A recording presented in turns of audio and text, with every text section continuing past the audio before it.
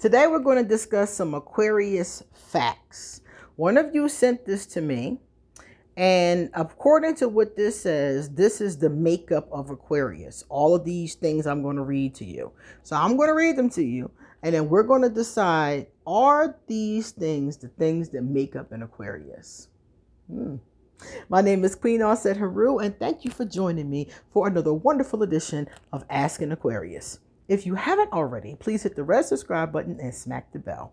Also, if you like this video, please give it a thumbs up and pass it on to anybody and everybody that would like to know about Aquarius.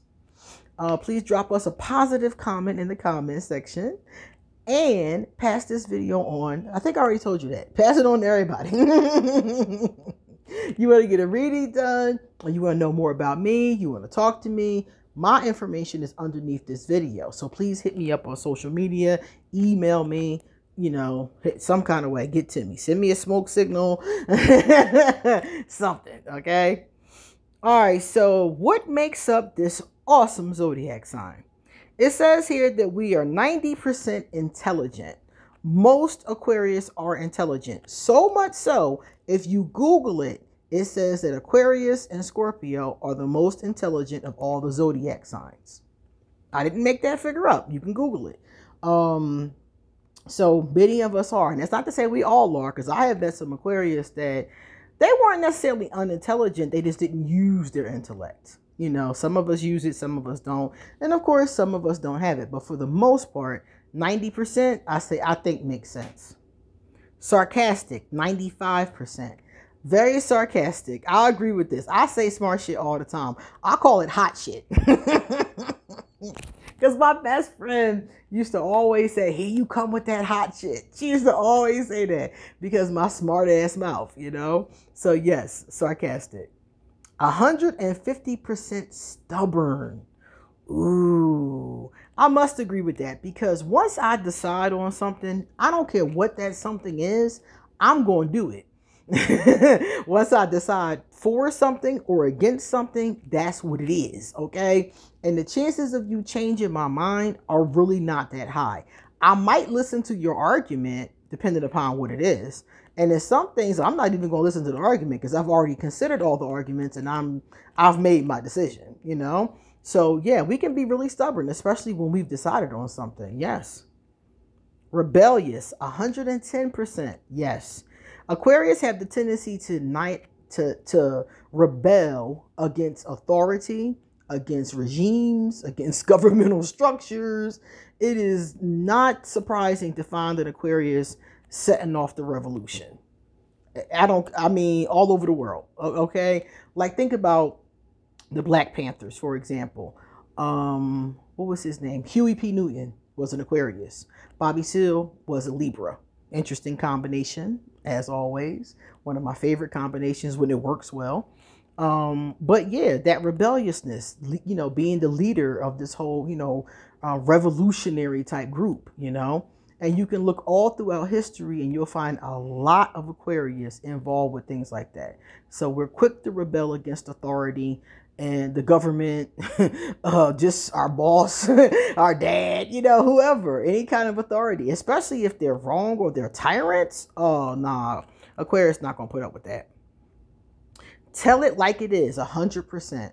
Most Aquarius are, and I even said this in another video, most Aquarius are so honest that we get in trouble for it. Now, of course, this isn't all of us. You got some liars out there. But a lot of Aquarius I know get in trouble for keeping it too real. People don't always want the truth. They say they want the truth, but I'm telling you they don't. So sometimes that does cause a problem. Loyal to a fault, 125%. I'm the kind of person, and many Aquarius agree with me, that thinks that loyalty is very important. If you snake me, I'm not messing with you no more. That's pretty much the end, But if you got my back, I'm always going to have your back. And that's something that Aquarius believe very strongly. If you're loyal to me, I'm going to be loyal to you, period. But if you snake me, you're going to wish you hadn't. Guaranteed. Savage, 100%, baby. And loyal to a fault was 125%. The next one is savage, and that's 100%. Yeah, some of us are savage. Some of us are. When I was younger, I was more savage. As I got older, I became softer, kinder, more compassionate, because those things to me took on a lot more importance as I got older. They meant a lot more to me. You know, I liked how people responded when I was kinder to them, compassionate with them, and vice versa.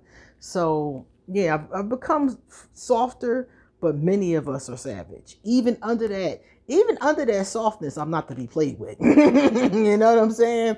That savage is still there. She's just sleeping, okay? She ain't dead. Problem solving, 115%. Well, that's because of the intelligence. And we like to think about things. And we're like natural detectives and stuff like that. So, yeah, we can solve problems pretty easily. And if we can't solve it, it's definitely, we're overthinkers. So we're definitely going to think about it for quite some time. We're going to try at the very least. Lie detecting, 120%. I always can feel when somebody's lying. Now, whether or not I'm going to trust it and act on it is another conversation. But it's always something about a lie that I can feel. It's the vibration of the lie. It's like something about this doesn't feel true. And it doesn't have to be anything major. Like the person could have talked about it. It could have been no real signs, no outward signs. But I just feel that something is off, you know? And a lot of Aquarius and intuitive people, because there are a lot of intuitive people of all signs, will tell you that. Like they could just feel like, something ain't right. And it's not anything that we can really pinpoint. We just feel something isn't right. That's true, 120%. Sweetest if treated well, 200%. If you treat an Aquarius well, they will treat you even better. That is 100% true. But of course, that means that you have to be dealing with a person who is healthy enough to know how to treat you. So there's some nuances to this. But if you're meeting an Aquarius and they are healthy enough to know how to treat a person and you're good to them, they'll be even better to you. That is 100% true. When somebody is good to me, that goes along with that loyalty part. But when somebody is good to me, I am so sweet to them. And when they're not good to me, I basically stay away from them. I completely ghost them. I ignore them. You know, I just leave them alone, you know, because I'm not going to beg you to be good to me. If you ain't good to me, you just ain't good to me. You don't deserve me. So that's how my mindset is in a lot of Aquarius. But we are very sweet when we're treated well. Dangerous when provoked, 1000%. Daily value may vary. Yeah, this is true. If you provoke an Aquarius, and it's because we're not confrontational people. We're not out here trying to, that's just not our thing. But if you provoke us, I guarantee you provoked us for a while, at least 2 or 3 times before we snapped on you. And that's what I always tell Aquarius. Try to address things before you snap. And I tell myself this all the time, because if I can address it before I snap, I might be able to salvage the situation. But once I snap, I'm usually not able to salvage anything. I burn down the whole village. Everything is turned. Everything is burnt down. You know, everything is destroyed. And then I'm sitting there like, oh, damn, maybe I shouldn't have did that, you know? So, yeah, 100%, or 1,000% dangerous when provoked. Don't provoke an Aquarius. Don't do it. Just leave them alone. Just leave them alone. If you don't be bothered, or if they upset you, do something, just leave them alone. All right, now we're going to get into some positive comments. The first one comes from Melody. I don't know if you guys are following this case or not, but I am following the case, and I did a reading on this case of Natalia Grace. You can look at my videos. You'll see it. It was pretty recent. I did a reading on this because Natalia Grace is a young girl who has dwarfism, and she is an orphan. Now she's grown. I think she's 20-something years old now. But there has been this whole speculation and controversy about her life because her foster parents think that she's older than she actually had on her birth certificate. Her paperwork came from the Ukraine, and the the adopted family, her second adopted family, feels like she was older, lying about her age. Some really weird stuff happened. Any of you who saw that movie Orphan, it's that kind of thing. That's what they're thinking it was. And I did a reading on it to see how old she was and all of that. So check that out. But Melody is responding to that reading. Melody said, Natalia Grace, even the last family that adores her is now acting afraid of her. Yeah, Natalia she didn't have so many families, y'all. She went from her first family to the second family. The second family abandoned her. And that's when all this controversy started, because they had her, basically they had her birth certificate changed to say that she was an adult, because they believed that she was an adult, or at least they're saying they believed that she was an adult. So they thought she was 20, had her bumped up to 20, and people are saying she was 12. You know, so it's this whole big indiscrepancy.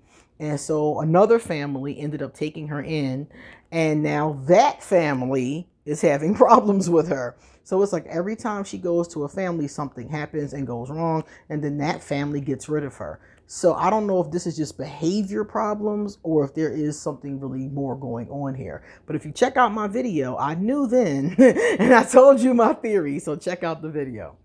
So this family is now acting afraid of her. And then the last time I saw an update, that family put her out or she left. It was one of the two. She might have left on her own, but she was saying that she had her own place the last time I saw an update, like 2 months ago. So this is an interesting case. Her name is Natalia Grace. So if you're interested, Google it. There's a lot of true crime videos about it. I think everybody has weighed in on it. Everybody. Bailey Sarian. I think everybody who does true crime has talked about this. So check it out. The next one is from DGKQ6GC. Is it a trait for an Aquarius man to move quickly? I met one years ago and he asked me to move in with him out of state. Or do they ask things like this just to pick your brain? I didn't go with him, and he ended up passing away. Aw. Years later, I still wonder, what if? I wholeheartedly feel he would still be alive had we been together. It's a long story. I'm a Taurus, by the way. DG, I don't know about this one, because Aquarius men don't usually move quickly.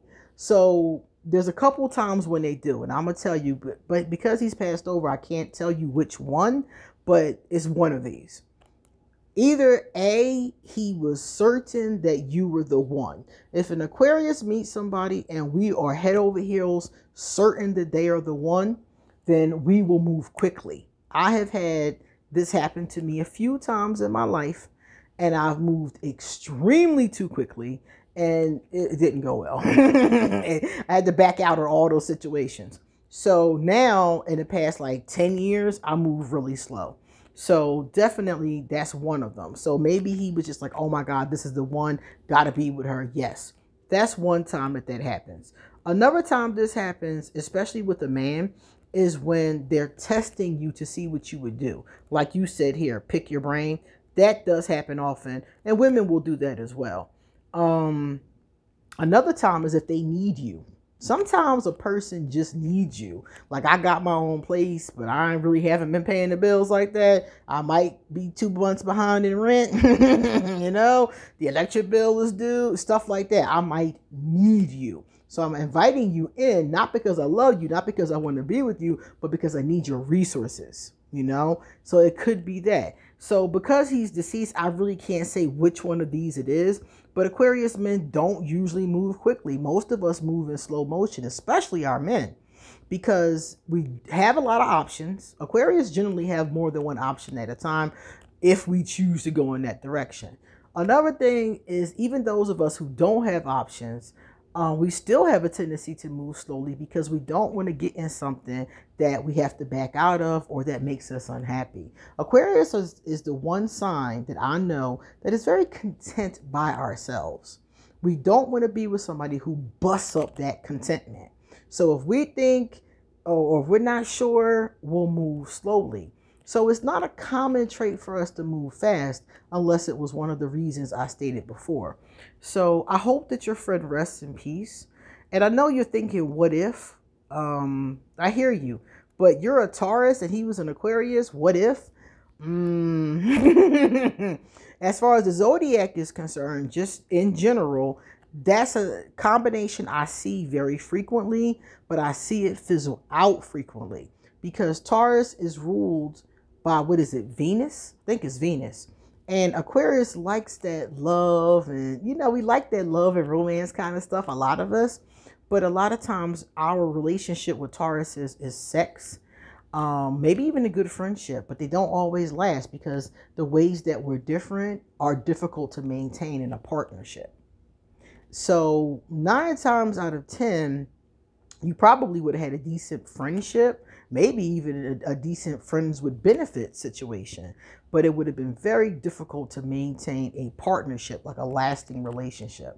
So you can never say never, because it is people like this. There's couples like this. So you could never say never, but it's not an easy one to maintain. I'll put it like that.